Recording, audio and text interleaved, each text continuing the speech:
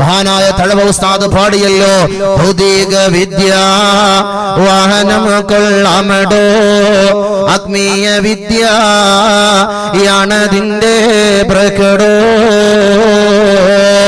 ഭൗതികത മാത്രം ഒരു കുഞ്ഞ് പഠിച്ചു വരുമ്പോ അവൻ യഥാർത്ഥ ഭൗതികവാദിയായി മാറുന്ന ഒരു അവസ്ഥയിൽ ആത്മീയതയില്ലാതെ, ആത്മീയ വിദ്യാഭ്യാസ സ്ഥാപനങ്ങളുമായി ബന്ധമില്ലാതെ, ആലിമീങ്ങളുമായി പുലബന്ധം പോലുമില്ലാതെ ഒരു തലമുറ ഇവിടെ വളർന്നു വന്നാൽ അവർ എത്രത്തോളം പഠിച്ചാലും ശരി തന്നെ, അവൻ IAS ആയാലും IPS ആയാലും, അവൻ ഏതെങ്കിലും ഒരു സബ്ജക്റ്റിൽ PhD എടുത്തവനായാലും, അവൻ ആത്മീയതയുടെ അംശം അവന്റെ ഖൽബിലേക്ക് ഇറങ്ങുന്നില്ല എങ്കിൽ അവൻ എങ്ങനെ ഹലാലും ഹറാമെന്ന് തിരിച്ചറിഞ്ഞ് ജീവിക്കാനാ?